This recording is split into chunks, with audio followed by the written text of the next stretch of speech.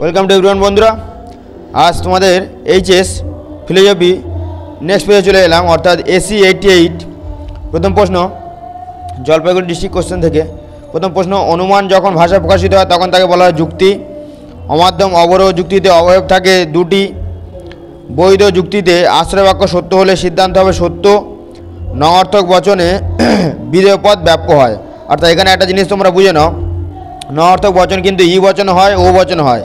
তো যেহেতু ই বচনের বিধেয় পদ বাক্য এবং ও বচনেও বিধেয় পদ বাক্য, তাই যেহেতু এখানে মানে বিধেয় পদ অপশান আছে এবং ই বচনের ক্ষেত্রে হবে না, এই কারণে তোমরা বলতে পারো যে ই বচন হবে। ই বচন তো নঅর্থক বচন, কিন্তু ই বচনের দুটো পদই ব্যাপ্য, উদ্দেশ্য বিধেয় দুটো পদই ব্যাপ্য। যেহেতু এখানে দুটো অপশান কোথাও দেওয়া নেই, তাই এখানে বিধেয় পদ হবে। ঠিক আছে, বিধেয় পদ ব্যাপ্য হবে। নেক্সট কোশ্চেন, পরিমাণ অনুসারে বচন কত প্রকার? এটা হবে দুই প্রকার। এ বচন এবং ও বচনের সম্বন্ধ হলো বিরুদ্ধ বিরোধিতা। আই বচন সত্য হলে ও বচন হবে সংশয়াত্মক। শিলারেন্ট কোন সংস্থানের শুদ্ধ মূর্তি? এটা হবে প্রথম সংস্থানের। হেতুপদ দুটি আশ্রয় বাক্যের বিধেয় স্থানে থাকে কোন সংস্থানে? এটা হবে তৃতীয় সংস্থানে। আচ্ছা, নেক্সট হবে প্রাকল্পিক ন্যায় প্রথম অংশকে বলে পূর্বগ। যদি পি তবে কিউ, পি অর্থাৎ কিউ, এটা হবে এমপির আকার। এ বচনের বুলীয় সাংকেতিক রূপ হবে এসপি বার ইকুয়াল টু 0। সার্বিক সদার্থক বচনের ভেনচিত্রের আকারটি হবে, এটাই হবে প্রথমটা। আচ্ছা, যে যৌগিক বচনের সবকটি নিবেশন দৃষ্টান্ত মিথ্যা তাকে বলে শতমিথ্যা। বৈকল্পিক বচনের আকারটি হলো পি ভেল কিউ। পি ইমপ্লাইজ কিউ বচন আকারটি হলো প্রাকল্পিক। আরও অনুমানের আকারগত ভিত্তি হলো প্রকৃতির একরূপতা নীতি ও কার্যকারণ নিয়ম। বৈজ্ঞানিক আরোহ অনুমানের নির্ভর করে প্রকৃতির একরূপতা নীতি ও কার্যকারণ নিয়মের ওপর। লৌকিক আরোহণকে শিশুসুলভ আরোহ বলেছেন বেকন, কারণ কার্যের সঙ্গে সংশ্লিষ্ট পূর্বগামী ঘটনা হবে। পূর্বগামী এবং শর্তাহীন এই দুটোই হবে এটা। বহু কারণবাদে সমর্থন করেন বেন, কারণ হলো কার্যের অব্যবহৃত শর্তহীন অপরিবর্তনীয় পূর্ববর্তী ঘটনা। এই কথাটি বলেছেন মিল। অসতর্কভাবে ব্যতিরেকী পদ্ধতি প্রয়োগ করলে যে দোষ হয় তা হলো কাকতালীয়। স্বপরিবর্তন পদ্ধতি কারণের যে লক্ষণের উপর ভিত্তি করে গড়ে ওঠে তা হলো পরিমাণগত। আচ্ছা, এবারে তোমাদের চলে আসি এসে কিউতে। এবারে এসে কিউগুলো তোমাদের আমি খাতায় লিখে করিয়েছি, দেখে নাও সুন্দরভাবে। যুক্তিকে কয় ভাগে ভাগ করা যায় ও কি কি? দুই ভাগে, অবরোহ ও আরোহ যুক্তি। যুক্তির অবয়বগুলি কি কি? সেখানে বলছে যেসব বচন দিয়ে যুক্তি গঠিত হয় তাদের যুক্তির অবয়ব বলা হয়। এটা কাকে বলাটা লিখে দিলাম তোমাদের সুবিধার জন্য। যুক্তির অবয়বগুলি হলো হেতুবাক্য, যুক্তিবাক্য ও আশ্রয়বাক্য, তিনটেতেই এক জায়গায় খাটে। হেতুবাক্য যাকে বলা হয় তাকে যুক্তিবাক্য বলা হয়, তাকেই আশ্রয়বাক্য বলা হয়। এবং সিদ্ধান্ত, এই দুটো জিনিস যুক্তির অবয়ব। বিরুদ্ধ বিরোধিতা কাকে বলে? সেখানে বলছে একই উদ্দেশ্য বিধেয়যুক্ত দুটি বচনের মধ্যে যদি গুণ ও পরিমাণ উভয়ের পার্থক্য থাকে তাহলে বচন দুটির পারস্পরিক সম্পর্ককে বলা হয় বিরুদ্ধ বিরোধিতা। এখানে তোমরা একটা ছকের মাধ্যমে সুন্দর করে বুঝিয়ে দিয়েছি যে দেখো, এ আর ও বচনের মধ্যে বিরুদ্ধ বিরোধিতা সম্পর্ক, আই আর ই বচনের মধ্যে বিরুদ্ধ বিরোধিতার সম্পর্ক। নেক্সট আসি, অধীন বিপরীত বিরোধিতায় সত্য মিথ্যার নিয়মটি লেখো। যদি এখানে সত্য মিথ্যার নিয়মটি হচ্ছে যে যদি একটি বিশেষ বচন সত্য হয় তাহলে অপর বিশেষ বচনটি অনিশ্চিত হয়ে যাবে, এবং একটি বিশেষ বচন যদি মিথ্যা হয় তাহলে অপর বিশেষ বচনটি সত্য হবে। এটা হচ্ছে অধীন বিপরীত বিরোধিতার সত্য মিথ্যার নিয়ম। এটা তোমরা দেখে নিও অধীন বিপরীত কার মধ্যে, আই আর ওর মধ্যে। নেক্সট বলছে সকল শিশু আর সরল বচনটির বিপরীত বিরোধী বচন কি? এখানে বলছে যে যেহেতু এই বচনটি এ বচন তাই এর বিপরীত বিরোধী বচনটি ই বচন হবে। সেটা তোমরা এখানে দেখতেই পাচ্ছ, এই বচনের বিপরীত বিরোধী বচন ই বচন। আর এবং উত্তরটি হবে কোনো শিশু নয় সরল। আবর্তনের ব্যাপ্যতার নিয়ম সংক্রান্ত নিয়মটি লেখো। এখানে উত্তরটি হবে যে পদ আশ্রয় বাক্যে ব্যাপ্য হয়নি সে পদ সিদ্ধান্তে ব্যাপ্য হতে পারবে না। এটা বিশেষ করে ও বচনে আবর্তনের ক্ষেত্রে এটা খাটে। নেক্সট বলছে বিবর্তন করো। মানুষ কখনো দেবতা নয়। আচ্ছা, এটা লিখলাম বিবর্তিত। বিবর্তন যখন করা হয় কোনো বাক্যকে সে তাকে বলা হয় বিবর্তিত। সকল মানুষ হয় অদেবতা। যেহেতু এটা ই বচন ছিল সেখান থেকে এ বচন হচ্ছে। নেক্সট, বিকল্প স্বীকারজনিত দোষের উদাহরণ দাও। এখানে বলা হয়েছে, এটা বলছে হয়, এই উদাহরণটা দেখো যে হয় মন্টুবাবু, আচ্ছা এটা খেলায়, হয় মন্টুবাবু খেলায় প্রথম স্থান অধিকার করবে অথবা ঘন্টুবাবু প্রথম স্থান অধিকার করবে। নেক্সট লাইনে বলা হচ্ছে মন্টুবাবু প্রথম স্থান অধিকার করেছে অতএব ঘন্টুবাবু প্রথম স্থান অধিকার করেছে। এক্ষেত্রে তোমরা একটা জিনিস দেখো কোনো খেলায় কিন্তু দুজন একইভাবে প্রথম স্থান অধিকার করতে পারে না। প্রতিযোগিতামূলক খেলায় কাউকে না কাউকে সেকেন্ড হতেই হবে, কাউকে না কাউকে থার্ড হতে হবে। তো এখানে যেহেতু দুটি বিকল্পকে স্বীকার করে নেওয়া হয়েছে, কিন্তু বাস্তবিক পক্ষে দুজনকে একসাথে প্রথম হতে পারে না, এটা করা সম্ভব নয়, তাই এখানে বিকল্প স্বীকারজনিত দোষ ঘটেছে। নেক্সট চলে আসি বৈকল্পিক নিরপেক্ষ ন্যায় সিদ্ধান্তটি কী প্রকারের বচন। এটা উত্তর হবে নিরপেক্ষ বচন। এখানে ব্যাখ্যা বলছে প্রাকল্পিক বা বৈকল্পিক সব ক্ষেত্রেই প্রধান আশ্রয় বাক্যটি ছাড়া বাকি দুটি বচন নিরপেক্ষ বচন হবে। মানে প্রথমে যে বিকল্পটি দেওয়া থাকবে, যেমন ধরো যদি বৃষ্টি হয় তাহলে মাটি ভিজবে, অথবা দিয়ে যদি একটা বাক্য থাকে যে হয় তুমি যাবে না হয় আমি যাব, এই বাক্যটি ছাড়া বাকি যে দুটি থাকবে সিদ্ধান্ত এবং আরেকটি আশ্রয় বাক্য, সেগুলো কিন্তু নিরপেক্ষ বচন হবে, সেটা বৈকল্পিক হোক আর প্রাকল্পিক হোক, দু ক্ষেত্রেই হবে। নেক্সট, প্রাকল্পিক নিরপেক্ষ ন্যায়ের একটি মূর্ত উদাহরণ দাও। যদি বৃষ্টি পড়ে তাহলে মাটি ভিজবে, বৃষ্টি পড়েছে মাটি ভিজেছে। সাংকেতিক আকারটাও তোমরা দেখে নিও। শূন্য শ্রেণী কাকে বলে?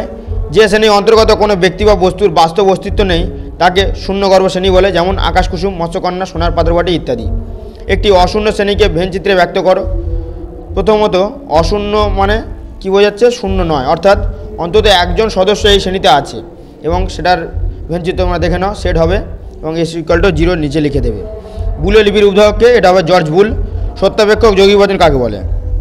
দেখে নাও, বলছে যদি কোনো যৌগিক বচন এমন হয় যে বচনটি সত্যমূল্য তার অঙ্গ বচনগুলির সত্যমূল্যের উপর নির্ভর করে, তাহলে ওই যৌগিক বচনকে সত্যাপেক্ষক যৌগিক বচন বলে। নেক্সট, পি মিথ্যা হলে P.Q, এটা একটু P. হবে। P.Q এর সত্যমূল্য কী? দেখো, ডটের ক্ষেত্রে একটি মিথ্যা হলে পুরো বচনটাই মিথ্যা হয়ে যাবে এবং তার সত্যমূল্য মিথ্যা হবে, উত্তরটা মিথ্যা হবে। এবং এখানে একটা জিনিস তোমরা দেখো যে ডটের ক্ষেত্রে যদি কখনো বলা হয় যে একটা বচন মিথ্যা হচ্ছে, সঙ্গে সঙ্গে কিন্তু বাকিগুলো সব মিথ্যা হয়ে যাবে। নেক্সট, একটি শত মিথ্যা বচন আকারের দৃষ্টান্ত দাও। শত মিথ্যা বচন, এটা দেখে নাও P.P বা কাল্ট P। এখানে ব্যাখ্যাটা করে দেওয়া হয়েছে, দেখে নাও এখানে ব্যাখ্যাটা করে এখানে বোঝানো হয়েছে যে P এর ভ্যালু হচ্ছে একবার সত্য একবার মিথ্যা ধরা হয়েছে। এখানে দেখো P এর ভ্যালু TRF, কাল মানে এর বিপরীতটা, এটা করা হয়েছে এবং সেখানে ডটের সূত্রে ভালো হয়েছে। ডটের সূত্রে এখানে দেখে নাও যে মানে TTতে T, বাকি সব ক্ষেত্রে F হবে, সেই হিসেবে দেখো দুটোই মিথ্যা হয়েছে।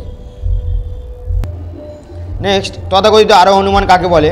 সেখানে বলা হচ্ছে যে আরোহ অনুমান প্রক্রিয়ায় আরোহের মূল বৈশিষ্ট্য অনুপস্থিত থাকে তাকে অপ্রকৃত বা তথাকথিত আরোহ অনুমান বলে। এই ধরনের আরোহ অনুমান প্রকৃত আরোহ অনুমানের বৈশিষ্ট্যগুলিতে অনুপস্থিত থাকে। নেক্সট, আরোহ অনুমানের আকারগত ভিত্তি কী কী? কার্য, কারণ, নীতি ও প্রকৃতির একরূপতা নীতি। নেক্সট, অপূর্ণ গণনামূলক আরোহ অনুমানের একটি দৃষ্টান্ত দাও। সব পুলিশ অফিসারই অসৎ। এখানে কয়েকটি দৃষ্টান্ত পর্যবেক্ষণ করে বিশেষ বচন থেকে সামান্য বচনে সিদ্ধান্তে উপনীত হয়েছে, তাই একে অবৈজ্ঞানিক বা অপূর্ণ গণনামূলক আরোহ অনুমান বলা হয়। এখানে শুধু উদাহরণটাই তোমরা দিও, এটা আমি ব্যাখ্যা দিয়েছি তোমাদের বোঝার জন্য। নেক্সট, আরোহ অনুমানের দুটি গুরুত্বপূর্ণ লক্ষণ কী কী? প্রত্যক্ষের অতিক্রমণ, মানে এখানে প্রত্যক্ষকে ছাড়িয়ে চলে যায়, এবং সামান্যীকরণ, সেটা মানে সবসময় সামান্য বচন হবে। আচ্ছা, নেক্সট, একজন এককারণবাদী সমর্থকের নাম লেখো। এটা হবে I.M. কপি। কারণের পরিমাণগত লক্ষণগুলি কী কী? পরিমাণের দিক থেকে কারণ হলো কার্যের সমান। নেক্সট, পর্যাপ্ত শর্তের একটি উদাহরণ দাও। বৃষ্টি হলো মাটি ভেজার কারণ। শর্ত কাকে বলে? লাস্ট প্রশ্ন। শর্ত হলো কারণের এমন এক অপরিহার্য অংশ যা কার্য সৃষ্টি করার পক্ষে একান্ত প্রয়োজনীয়। নেক্সট চলে আসি এসি 90 পেজে হাওড়া ডিস্ট্রিক্ট কোশ্চেন। প্রথম প্রশ্ন, যে যুক্তির আশ্রয়বাক্য সত্য এবং সিদ্ধান্ত মিথ্যা তাকে বলে অবৈধ যুক্তি। অনুমান যখন ভাষায় প্রকাশিত হয় তখন তাকে বলা হয় যুক্তি। বৈধতা প্রশ্নটি জড়িত হলো যুক্তির আকারের সঙ্গে। উদ্দেশ্য বিধেয় পদ ব্যাপ্য হয় ই বচনে। আদর্শ ও নিরপেক্ষ বচনের অংশ হলো তিনটি। একে উদ্দেশ্য বিধেয় বিশিষ্ট আই এবং ও বচনে হলো পরস্পরের অধীন বিপরীত বচন বিরোধিতা। এ বচন সত্য হলে সম উদ্দেশ্য বিধেয়যুক্ত ও বচনের সত্যমূল্য হবে মিথ্যা। পক্ষপাতী পক্ষ আশ্রয় বাক্য ছাড়াও অন্য যে স্থানে থাকে তা হলো সিদ্ধান্তের উদ্দেশ্য স্থানে। বারক মূর্তিটি বৈধ হয় দ্বিতীয় স্থানে। বৈকল্পে নিরপেক্ষ ন্যায় অবিসংবাদী একটি বিকল্পকে অস্বীকার করে অপর বিকল্প স্বীকার করলে যে যুক্তির আকারটি হয় তা হলো, এটা হবে ডিএস, ডিসজাংটিভ সিলোজিজম। বৈকল্পিক নিরপেক্ষ ন্যায় সিদ্ধান্তটি সর্বদাই যে বচন হয় তা হলো নিরপেক্ষ বচন। কোনো অএস হয় পি, বচনটি উলীয় ভাষ্য হলো এসপি নট ইকুয়াল টু 0, এখানে 0টা বসানো নেই। সকল অসৈনিক হয় কবি, বচনটি ভেনচিত্র হলো এটাই হবে ডিটটা, পুরোটা বক্স কেটে পুরোটা সেট হবে। যেহেতু এখানে এর ভেনচিত্রটা তোমাদের হবে মানে বুলীয় ভাষ্যটা S P bar equal to 0, কিন্তু দুটোর মাথাতেই বার হবে, তাই বাইরে সেট হয়েছে। পি সত্য হলে পি ভেল নেগেশান কিউ, এর সত্য মূল্য কী হবে? এর সত্য মূল্য হবে এ, এই সত্য, এটা তোমরা দেখে নিও ভেলের সূত্র। আচ্ছা, নেক্সট চলে আসি যে যৌগিক বচনে সত্য সারণীর সবকটি নিবেশন দৃষ্টান্ত এটা এখানে মিক্সটেক আছে, হয় সত্য নয় মিথ্যা। যদি সত্য হয় সত্য হবে, যদি মিথ্যা হয় মিথ্যা বচন হবে। নেক্সট, যদি পি মিথ্যা হয় তাহলে পি ডট নেগেশন কিউ এর সত্যমূল্য হবে মিথ্যা। এটা তোমরা ক্যালকুলেশন করে দেখে নেবে, ডটের সূত্রে ফেলবে। আমরা একটি বিশেষ সত্য থেকে আরেকটি বিশেষ সত্যে উপনীত হই যে আরও অনুমানে, তা হলো উপমা যুক্তি। আরও অনুমানে আকারগত ভিত্তি হলো প্রকৃতির একরূপতা নীতি ও কার্যকারণ নীতি। অপূর্ণ গণনামূলক আরোহ অনুমান হলো একটি অবৈজ্ঞানিক আরোহ অনুমান। কারণ হলো কার্যের অব্যবহিত শর্তান্তরহীন অপরিবর্তনীয় পূর্ববর্তী ঘটনা। এই কথাটি বলেছেন মিল। ক হলো ক্ষয়ের পর্যাপ্ত সত্য। এ কথার অর্থ হলো যদি ক ঘটে তবে খ ঘটে। ঘর্ষণ হলো উত্তাপ সৃষ্টির কারণ। এখানে কারণ কথাটি কোন শর্তে ব্যবহৃত হয়েছে, এটা হবে পর্যাপ্ত আবশ্যিক শর্ত। মিলের যে আরোহমূলক পদ্ধতিতে মাত্র দুটি দৃষ্টান্ত যাচাই করা হয় তা হলো স্বপরিবর্তন। অপর্যবেক্ষণ দোষ দেখা যায় যে পদ্ধতিতে, তা হলো অন্যই পদ্ধতি। নেক্সট আমাদের এসএকিউ চলে আসে। এসএকিউগুলো তোমার সুবিধার জন্য লিখে দিয়েছি। প্রথম প্রশ্ন, যুক্তির আকারগত বৈধতা বলতে কী বোঝো? যুক্তির আকারের অন্তর্গত সব যুক্তি যখন বৈধ হয়, অর্থাৎ যুক্তির আশ্রয়বাক্য সত্য এবং সিদ্ধান্ত মিথ্যা না হওয়াকেই যুক্তির আকারগত বৈধতা বলে। নেক্সট, যুক্তির সত্যতা বলতে কী বোঝায়? যুক্তির অন্তর্গত বচনগুলি সত্য বা মিথ্যাকে বোঝায়। বৈধ যুক্তির হেতুবাক্য সত্য হলে সিদ্ধান্ত অবশ্যই সত্য হয়, আর হেতুবাক্য সত্য এবং সিদ্ধান্ত মিথ্যা হলে যুক্তিটি অবৈধ হয়। নেক্সট, যদি এ বচন সত্য হয় তবে এর বিরুদ্ধ বচনের অসমবিরোধী বচন সত্যমূল্য কী হবে? আচ্ছা, এখানে একটা জিনিস দেখো তোমরা, এখানে চারটাও করে দিয়েছি যে বলেছে বিরুদ্ধ বচন, এ বচনের বিরুদ্ধ বচন। এ বচন সত্য হলে এর বিরুদ্ধ বচন দেখে নাও ও বচন। এর অসমবিরোধী বচন অর্থাৎ ও বচনের অসম বচন হচ্ছে ই বচন, তাহলে এর সত্যমূল্য হবে মিথ্যা। এটা তোমরা চার্টে দেখে নিও কীভাবে কী হয়েছে এটা, ঠিক আছে। নেক্সট, অসমবিরোধিতার সত্যতার নিয়মটি লেখো। 1 নম্বর হচ্ছে সামান্য বচন সত্য হলে বিশেষ বচন সত্য হবে। 2 নম্বর হচ্ছে বিশেষ বচন মিথ্যা হলে সামান্য বচন মিথ্যা হবে। নেক্সট, কোনো মানুষ হয় বুদ্ধিবৃত্তি সম্পন্ন। বচনটি অধীন বিপরীত বচন বিরোধী বচন কী হবে? আচ্ছা, এটা লিখলাম, এটা আই বচনে আছে। এর অধীন বিপরীত বচন মানে অর্থাৎ ও বচন হবে। এখানে দেখে নাও অধীন বিপরীত। আচ্ছা, উত্তরটা হবে কোনো মানুষ নয় বুদ্ধিবৃত্তি সম্পন্ন, জীব। আচ্ছা, এর পরের যে প্রশ্নটা আছে এই প্রশ্নটা ছিল তোমাদের যে আবর্তনের ব্যাপ্যতার নিয়মটি লেখো। এটি আগের যে পেজ চলে গেছে ওই পেজের সেম প্রশ্ন ছিল, তাই তোমরা ওখান থেকে উত্তরটা দেখে নাও। এখানে তাই সেম কোশ্চেন লেখা দেওয়া আছে, ঠিক আছে। নেক্সট, এই বচনের সরল আবর্তনের একটি উদাহরণ দাও। সকল ত্রিভুজ হয় 3 বাহু বিশিষ্ট। এর আবর্তন করা মানে আবর্তিত করা, ঠিক আছে। যে বাক্যটায় করা হবে তাকে বলা আবর্তিত। সকল 3 বাহু বিশিষ্ট বস্তু হয় ত্রিভুজ, এটা সরল আবর্তন। সরল আবর্তনের ক্ষেত্রে একটা জিনিস দেখতে হবে যে এই মানে আবর্তন নর্মালি আবর্তনের ক্ষেত্রে এই বচনে আবর্তন কিন্তু আই বচনে হয়, কিন্তু সেই আই বচনে যদি করি আমরা সেক্ষেত্রে এই বাক্যটার অর্থ সম্পূর্ণভাবে পরিবর্তিত হয়, তাই এগুলিকে সরল আবর্তনে রূপান্তর করা হয়েছে। নেক্সট, গঠনমূলক প্রাকল্পিক ন্যায়ের একটি উদাহরণ দাও। যদি বৃষ্টি হয় তাহলে মাটি ভিজবে, বৃষ্টি হয়েছে মাটি ভিজেছে, এটা হচ্ছে সাংকেতিক আকার, দেখে নাও। নেক্সট, বিসংবাদী বৈকল্পিক বচনের একটি দৃষ্টান্ত দাও। উত্তরটা দেখে নাও, হয় মন্টিদা কলকাতা যাবে অথবা দিল্লি যাবে। মন্টিদা কলকাতায় নেই, মন্টিদা দিল্লিতে আছে। এটা হচ্ছে বিসংবাদীর আকার আর মানে উদাহরণ, এবং এর আকারটা সাংকেতিক এখানে দেওয়া আছে। নেক্সট, পূর্বক ও অস্বীকারজনিত দোষের একটি উদাহরণ দাও। যদি তোমার জীবনমুখী গান ভালো লাগে তাহলে তুমি আধুনিক মনস্ক। তোমার জীবনমুখী গান ভালো লাগে না, তুমি আধুনিক মনস্ক নও।